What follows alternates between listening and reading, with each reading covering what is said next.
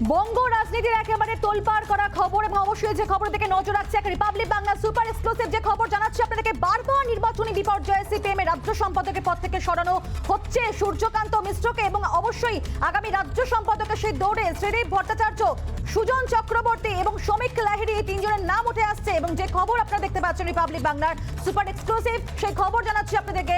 ঠিক এই মুহূর্তে আমরা বিগত একেবারে আধ ঘন্টা ধরে এই বিষয় নিয়ে আলোচনা করছি, জানাচ্ছি আপনাদেরকে দর্শকরা, এবং সেক্ষেত্রে আমার সঙ্গে সেই আলোচনায় ছিলেন আমাদের সিনিয়র এডিটর অনির্বাণ সিনহা, ছিলেন আমাদের অ্যাসিস্ট্যান্ট নিউজ এডিটর ঈশান দেব চ্যাটার্জি আমাদের সঙ্গে ছিলেন, এবং আমরা প্রত্যেকটা জায়গায় যাদের নাম উঠে আসতো প্রত্যেকের প্রতিক্রিয়া জানানোর চেষ্টা করছি আপনাদেরকে। ইতিমধ্যে সুজন চক্রবর্তী প্রতিক্রিয়া জানিয়েছে, যিনি কিন্তু সাংসদ ছিলেন, বিধায়ক পদে ছিলেন, এবং অবশ্যই পাশাপাশি শ্রমিক লাহিড়ীর নাম উঠে আসছে, শ্রীদীপ ভট্টাচার্যের নাম উঠে আসছে, তাদেরও প্রত্যেকের প্রতিক্রিয়া জানাবো আপনাদেরকে। ঠিক এই মুহূর্তে আমি বলবো প্রত্যেকে আমার সঙ্গে থাকতে, কিন্তু ঠিক এই মুহূর্তে আমি যাবো সমাদৃতার কাছে, কারণ সমাদৃতা রয়েছেন আমাদের সঙ্গে, সমাদৃতা রয়েছেন শ্রমিক লাহিড়ীর সঙ্গে। যেমনটা জানাচ্ছিলাম যে প্রত্যেকের প্রতিক্রিয়া জানাবো আপনাদেরকে, তারা কি ভাবছেন, কি বলছেন, তাদের বক্তব্য কি। আমি একবারে সরাসরি চলে যাবো সমাদৃতার কাছে। সমাদৃতা, শ্রমিক লাহিড়ী যিনি অবশ্যই ডায়মন্ড হারবারের সাংসদ ছিলেন দীর্ঘদিন ধরে, হ্যাঁ, একজন পোড়খাওয়া রাজনীতিবিদ, তিনি ঠিক কি বলছেন এই বিষয়ে? সমাদৃতা।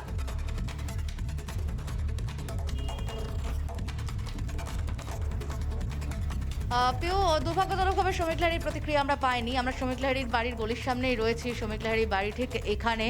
আমরা চেষ্টা করেছিলাম শ্রমিক লাহিড়ীর সঙ্গে কথা বলার জন্য, কিন্তু ওনার গতকালই চোখে একটা অপারেশন হয়েছে, একই সঙ্গে ক্যাটারাক্ট এবং গ্লকোমার অপারেশন হয়েছে, এবং যার ফলে উনি এই মুহূর্তে কথা বলার মতো অবস্থায় নেই। তবু ওনার বাড়িতে যারা ছিলেন তারা বলেছিলেন যে আপনারা একটু অপেক্ষা করুন, আমরা কথা বলে দেখছি, যদি কথা বলতে পারেন শ্রমিকবাবু।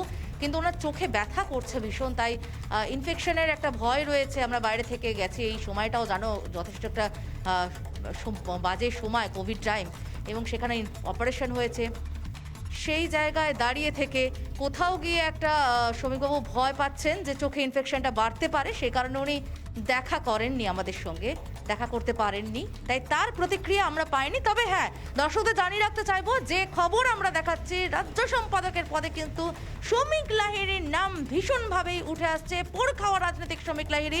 সেক্ষেত্রে শ্রমিক লাহিড়ীর প্রতিক্রিয়া নেওয়ার পরেও আমরা অবশ্যই চেষ্টা করব। একেবারে একেবারে সমাদৃতা, তুমি থাকো আমাদের সঙ্গে। তুমি যেমনটা জানাচ্ছিলে যে কথোপকথন করা সম্ভব হয়নি, কি তুমি যখন সেই জায়গায় পৌঁছে গিয়েছিলে সেই জায়গাকে, সেই সিচুয়েশনের ছবিটা একবার দেখাবো আমাদের রিপাবলিক বাংলা দর্শকদেরকে। দেখুন,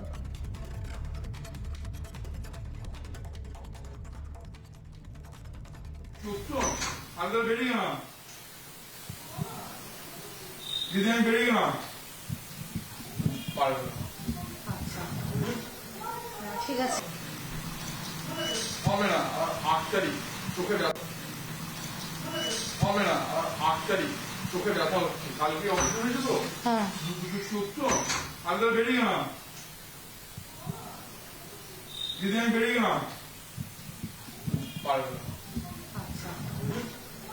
ঠিক আছে, হবে না 8 তারিখ চোখে ব্যথা হচ্ছে, কালকে অপারেশন হয়েছে তো, হ্যাঁ, সূত্র আলাদা বেরিয়ে গেলাম,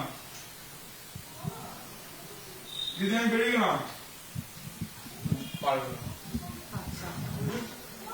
ঠিক আছে, হবে না 8 তারিখ চোখে ব্যথা হচ্ছে, কালকে অপারেশন হয়েছে তো, হ্যাঁ, সূত্র আলাদা বেরিয়ে গেলাম, দিদি আমি বেরিয়ে গেলাম, পারবে না, ঠিক আছে, হবে না 8 তারিখ চোখে ব্যথা হচ্ছে, কালকে অপারেশন হয়েছে তো, হ্যাঁ, সূত্র এক্সক্লুসিভলি সেই ছবিও দেখাচ্ছে আপনাদেরকে। ঠিক যেই মুহূর্তে আমাদের প্রতিনিধি সমাদৃতা সেখানে পৌঁছে গিয়েছেন, কিন্তু সেখান থেকে জানানো হলো যে কোনো একটা চোখে সমস্যা রয়েছে এবং সেই জন্য আজকে পারছেন না। সেই মুহূর্তের ছবি তুলে ধরলাম আমরা রিপাবলিক বাংলার পর্দা শুধুমাত্র আপনাদের জন্য। তুমি থাকো সমাদৃতা, অবশ্যই ঈশানদেবকে থাকতে বলবো। ঠিক এই জায়গা থেকে আমাদের সিনিয়র এডিটরের কাছে আমি একবার যাবো। অনির্বাণ রয়েছে নিউজ রুম থেকে। অনির্বাণ, তিনটে নাম এই দৌড়ে উঠে আসছে, সুজন চক্রবর্তী, তিনি সাংসদ বিধায়ক ছিলেন, অবশ্যই শ্রমিক লাহিড়ীর নাম, এবং শ্রীদীপ ভট্টাচার্য। শ্রমিক লাহিড়ী তার কিন্তু আমরা রিয়াকশনটা পেলাম না, তার একটা সমস্যা, শারীরিক সমস্যার পর জানতে পারলাম আমরা। অনির্বাণ। একেবারে প্রিয় এবং নিশ্চিতভাবে দায়িত্বশীল সংবাদ মাধ্যম হিসেবে এরপরে আমরা কখনোই সমীপবাবুকে জোরাজোরি করতে পারি না, কিন্তু নিশ্চিতভাবে অতি দ্রুত তিনি সুস্থ হয়ে উঠুন এটা আমরা চাইবো এবং তারপরে শ্রমিক লাহিড়ীর প্রতিক্রিয়ার বিষয় নিতে চাইবো, কারণ সিপিআইএম রাজ্য সম্পাদকের পদে দৌড়ে এই মুহূর্তে সূর্যকান্ত মিশ্রের পরে ঢুকে পড়েছে শ্রমিক লাহিড়ী নাম ও সুজন চক্রবর্তী, শ্রমিক লাহিড়ী, শ্রীদীপ ভট্টাচার্য। ঈশানদেব চট্টোপাধ্যায় আলিমুদ্দিন স্ট্রিট থেকে আমাদের সঙ্গে রয়েছেন, মুজাফর আহমেদ ভবন থেকে সিপিআইএম রাজ্য দপ্তর থেকে। ঈশানদেব, একটা সময় শ্রমিক লাহিড়ীকে নিয়ে একটা রসিকতা দলের অন্দরেও চালু ছিল। এসএফআই এর কেন্দ্রীয় সাধারণ সম্পাদকের দায়িত্ব পালন করে সরাসরি একেবারে ছাত্রনেতা হিসেবে রাজনীতিতে উঠে আসা শ্রমিক লাহিড়ী, একসময় তাকে নিয়ে রসিকতা চালু ছিল যুক্তফ্রন্ট সরকারগুলোর আমলে যে শ্রমিক লাহিড়ীর পেনশনটা কবে অ্যাসিওর হবে, তার কারণ 96, 98, 99 তিনবার অর্থাৎ 96 এবং 98 অন্তত দুবার তিনি সাংসদ নির্বাচিত হওয়ার পরেও সংসদ অর্থাৎ লোকসভা তার পূর্ণ মেয়াদ সম্পূর্ণ করেনি। তখন পূর্ণ মেয়াদ সম্পূর্ণ না করলে পেনশন অ্যাসিওর্ড হতো না, কিন্তু শ্রমিকও খুব মজার ছলেই সেই উত্তরটা দিতেন যে আমরা তো বিপ্লবী পার্টি, আমরা পেনশন পেতে আসিনি। শেষ পর্যন্ত 99 সালে 5 বছরের মেয়াদ কমপ্লিট করতে পারেন। 2004 পর্যন্ত বাজপেয়ী সরকার চলে, শ্রমিক লাহিড়ী সাংসদ থাকেন। 2004-এও তিনি সাংসদ হন। 2009 এ রাজ্যে নির্বাচনী বিপর্যয় ঘটে বামেদের প্রথম লোকসভায়, সেখানে শ্রমিক লাহিড়ীকে সরতে হয় সাংসদ পদ থেকে, ডায়মন্ড হারবার তিনি পরাজিত হন সোমেন মিত্রের কাছে। কিন্তু ঈশানদেব, সংসদীয় রাজনীতিতে শ্রমিক লাহিড়ী প্রো কংগ্রেস, জ্যোতিবাবুর কেন্দ্রীয় সরকারের প্রধানমন্ত্রীত্বের দায়িত্বে নেওয়ার পক্ষে যে লবি দলের ভিতরে, তাদের প্রো লবি অর্থাৎ তাদের পক্ষের লবি বলে পরিচিত ছিলেন। সুজন চক্রবর্তী ছিলেন বরাবরই হার্ডলাইনারদের দলে। পরে সুজন চক্রবর্তীও এসছেন পরিষদীয় রাজনীতিতে, রাজ্যের পরিষদীয় দলনেতা হয়েছেন, বাম দলনেতা হয়েছেন রাজ্য বিধানসভাতে অত্যন্ত কঠিন সময়, শেষমেশ অত্যন্ত কঠিন সময় তাকে সেই পথটিও খোয়াতে হয়েছে, তার কারণ তিনি বিধায়কও নির্বাচিত হতে পারেনি যাদবপুর থেকে শেষবার।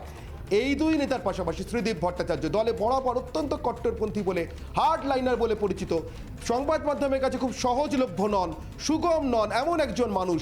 এই তিনজনের দৌড়ে এই মুহূর্তে রাজ্য সম্পাদকে সূর্যকান্ত মিশ্রকে রাজ্য সম্পাদক পদ থেকে সরানোর পর কে কোথায় দাঁড়িয়ে আছেন, দলের ভিতরের সমীকরণটা যদি আমাদেরকে একটু বলো।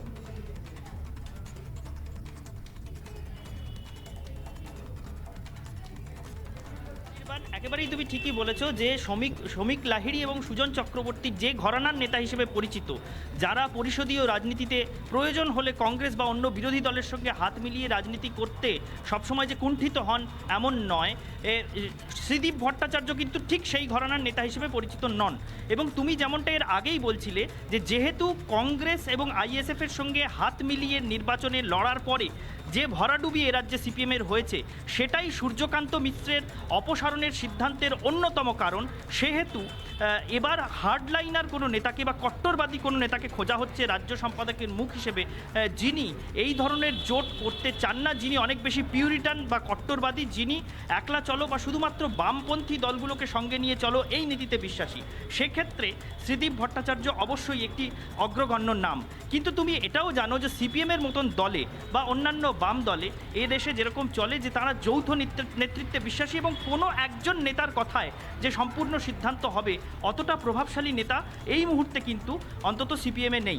একসময় জ্যোতি বসুর সময়ে তিনি সর্বৈব প্রভাবশালী ছিলেন। প্রমোদ দাশগুপ্ত প্রয়াণের পরে রাজ্য সম্পাদক পদে যেই থাকুন, জ্যোতি বসুর কথাই কিন্তু সিপিএমে শেষ কথা ছিল। কিন্তু ওই মাপের কোনো নেতা এই মুহূর্তে সিপিএমে নেই, অত প্রভাবশালী কোনো নেতাও এই মুহূর্তে সিপিএমে নেই। তাই কোনো একজনের বা দলের কোনো একটি অংশের পছন্দ অপছন্দ কিন্তু চূড়ান্ত সিদ্ধান্ত নেবে না। এবং এই কথা তোমায় জানিয়ে রাখি, যেহেতু শ্রীদীপ ভট্টাচার্য কট্টরবাদী নেতা এবং তাত্ত্বিক নেতা হিসেবে পরিচিত, সুজন চক্রবর্তী বা শ্রমিক লাহিড়ীর ঘরানাটা তার চেয়ে বেশ কিছুটা আলাদা। সুজন চক্রবর্তী এবং শ্রমিক লাহিড়ীর মতো নেতারা যেহেতু নির্বাচনী রাজনীতিতে লাগাতার অংশগ্রহণ করেছেন, সাফল্য পেয়েছেন, যাদের জনভিত্তি আছে, জনপ্রিয়তা আছে বলে সিপিএম মনে করে, এবং যারা বেশ কিছুটা মিশুকে, এই রকম কোনো মুখকেও কিন্তু সামনে নিয়ে আসার দাবি সিপিএমে জোরদার হচ্ছে। তার কারণ সিপিএম ক্রমশ তার জনভিত্তি হারিয়ে জনবিচ্ছিন্ন হয়ে পড়ছে, এই মতটাও আমি কিন্তু এখানে দলের ব্যালেন্সের অন্দরে কথাটা জিজ্ঞাসা করছি আরেকবার ঈশানদেব, যে কংগ্রেসের সঙ্গে জোটের প্রশ্নে, আইএসএফ এর হাত ধরার প্রশ্নে দলের ভিতরে এতটা কোণঠাসা হয়ে পড়লেন সূর্যকান্ত মিশ্র, বা তাকে সরতে হচ্ছে শেষমেশ রাজ্য সম্পাদকের পদ থেকে, সেই কংগ্রেসের সঙ্গে জোটের প্রশ্নে আজকে আমরা জানি শ্রমিক লাহিড়ী, সুজন চক্রবর্তী একই বিন্দুতে দাঁড়িয়ে আছেন, শ্রীদীপ ভট্টাচার্য হার্ডলাইনার। আবার এটাও ঠিক যদি নির্বাচনী এত বড় বিপর্যয় না ঘটতো, যদি শূন্যে না নেমে যেত সিপিআইএম, তাহলে কি সিপিআইএম নেতৃত্ব সত্যি রাজ্য সম্পাদক পদে বদল করতেন?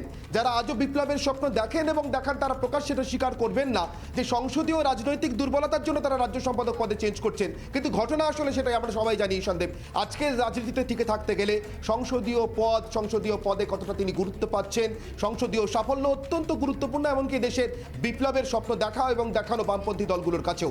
সেক্ষেত্রে হার্ডলাইনার সুদীপ ভট্টাচার্যকে পেছে আবার বাস্তবের মাটি থেকে, অর্থাৎ তাত্ত্বিক নেতারা দল পরিচালনা করবেন, এই জমানায় ফিরে যাবে সিপিএম, নাকি সুজন চক্রবর্তী, শ্রমিক লাহিড়ীদের মতো হাতে দায়িত্ব দিয়ে বাস্তববাদী পথে হাঁটবে? কিন্তু সাবধানী হবে সিপিএম। কংগ্রেস আইএসএফ এর তুলনায় পুরনো বন্ধু বামফ্রন্ট শরিকদেরকে বেশি গুরুত্ব দিয়ে এ রাজ্যের বাম রাজনীতি পরিচালনা করবে। এই প্রশ্নের উত্তর কি? তিনি বেরোচ্ছেন সিপিএম রাজ্য সব দপ্তর ছেড়ে। বিমানদা, একটা প্রশ্ন আপনার কাছে রাখতে চাইবো। রিপাবলিক বাংলায় আমরা লাইভে আছি। প্রশ্নটা হলো এই যে আগামী ফেব্রুয়ারিতে আপনাদের যে রাজ্য সম্মেলন, সেখানে একটা নেতৃত্বের রদবদলের সম্ভাবনা হচ্ছে। সূর্যকান্ত মিশ্র সরে অন্য কোনো তরুণ নেতা সামনে আসতে পারেন এমন শোনা যাচ্ছে। এই বিষয়ে আপনি কি বলবেন, এবং রদবদল যদি হয় তার প্রয়োজনীয়তা কেন অনুভব করছেন? নির্বাচনী ভরাডুবির কারণেই কি? আমাদের পার্টিতে বয়সের একটা সীমা আছে। সেই বয়সের সীমা পার হয়ে গেলে পরেতে কমিটির সদস্য থাকা যায় না। এটা হচ্ছে 1 নম্বর। 2 নম্বর হচ্ছে চিরদিন কেউ কখনো কোনো নেতৃত্বে থাকে না। এখন বিড়ম্বনা আমাকে নিয়ে হয়েছে। আমি অনেক দিন ধরে আছি। আমি গত সম্মেলন থেকেই আমি চলে যাব। এবার তো কোথাও কোনো কমিটিতে থাকবো না। এই যে কোথাও কোন কমিটিতে থাকবো না, সেটা বয়সের, আমাদের যে পার্টি কংগ্রেস থেকে যে সেন্ট্রাল কমিটি গঠিত হয়, সেন্ট্রাল কমিটিতে যা সিদ্ধান্ত করে তার ভিত্তিতে হয়। ফলে এর সঙ্গে অন্য কোনো সম্পর্ক নেই। এটা পার্টির সাংগঠনিক বিধান, নিয়ম এবং সম্মেলন, party congress to party congress যে নির্দিষ্ট নিয়মাবলী হয় তাকে মান্য করেই হচ্ছে, নতুন কিছু না।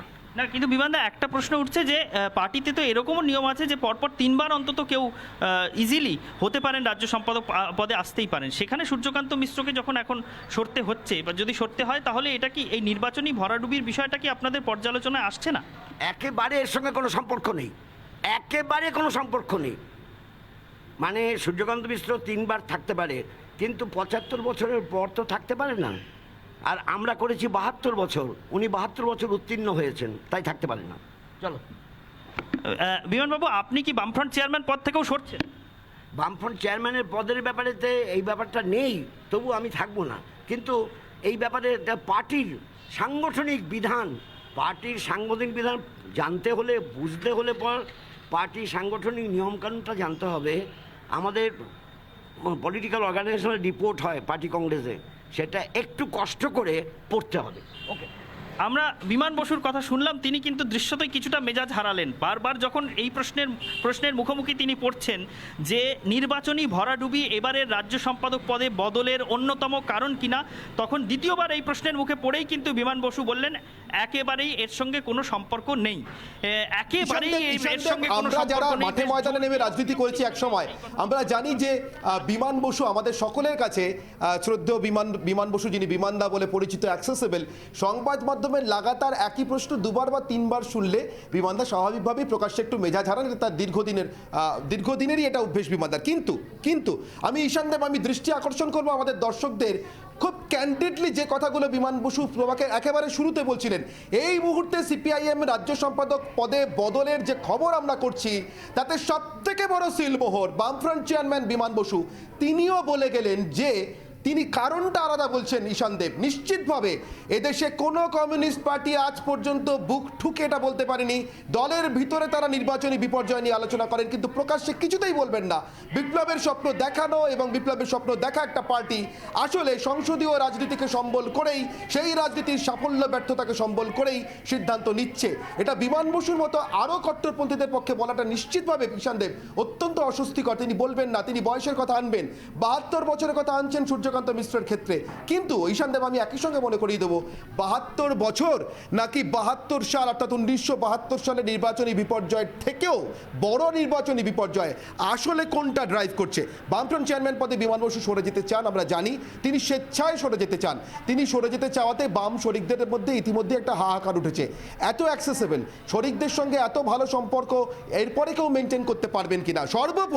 সর্বোপরি কংগ্রেসই বাড়ি থেকেই উঠে আসা বিমান বোস, যার বাড়িতে কেউ কোনো দিন বামপন্থী রাজনীতি করেননি তার আগে, সেই বিমান বোস কংগ্রেসের তুলনায় বামফ্রন্ট শরিকদেরকে গুরুত্ব দেওয়ারই অনেক বেশি পক্ষপাতী। ফলে বিমান বসু যদি বামফ্রন্ট চেয়ারম্যানের পদটুকু ছেড়ে দেন, তাহলে আদৌ বামফ্রন্টে শরিকদের আর কোনো গুরুত্ব থাকবে কিনা এই নিয়েও শরিকরা সন্দিহান। ফলে বিমান বসু বামফ্রন্ট চেয়ারম্যানের পদ ছাড়ুন, এটা কেউ চাইছেন না ফ্রন্টের ভিতরে বাইরে। কিন্তু সূর্যকান্ত মিশ্র সম্পাদকের পদ থেকে সরুন, এটা সিপিআইএম এর অন্দরের এই মুহূর্তের সব থেকে বড় দাবি, এবং সেই দাবিতে একরকম সিলমোহর দিয়ে গেলেন বিমান বসু। শুধু রাজ্যের সাংগঠনিক দলের সাংগঠনিক রাজনৈতিক রীতির কথা বলে তার সাংগঠনিক যন্ত্রের কথা বলে তিনি শুধু বয়সের কারণটাকে সামনে রাখলেন ঈশান দেব, এর বেশি কিচ্ছু নয়।